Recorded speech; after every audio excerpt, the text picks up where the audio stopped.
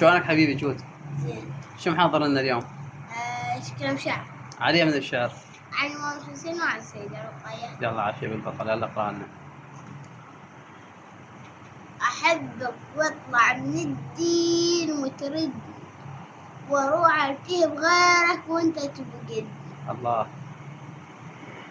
واطب لحضرتك تارسي عيون الذنوب، واطلع من ضريحة شيم تارس.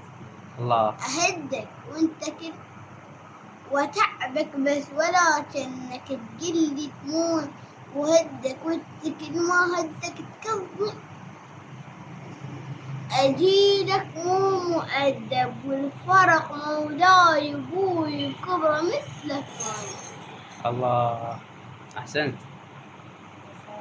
رسالة احتفظ بيها من أصغر الخدام، من ما عاجبك من حضرة اللطام. أحس من بيتنا مطلعين 10 كنوز، بنطلع هدوم السود مال العام.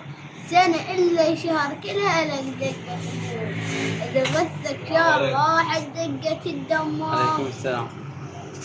شهر بزينب تمر ميتام، عينك سالمة بعينك وهسام. وصل عاشور بيش تلاقي الحسين، وشنه الفايدة من يوصل انتو. واللحمة غروب تكبس وارد وجينا طايحة من غروب. الله. وشي صب الرقي وحق اللي بصلاتك سجد وطبر، وحق ذيك اللي تشوف الظلة على البر. وحقك يا حسين الزلمة معتبر، بين الحرمين نازل على القاع، عشان مريحك حرك تطلع من المرمى.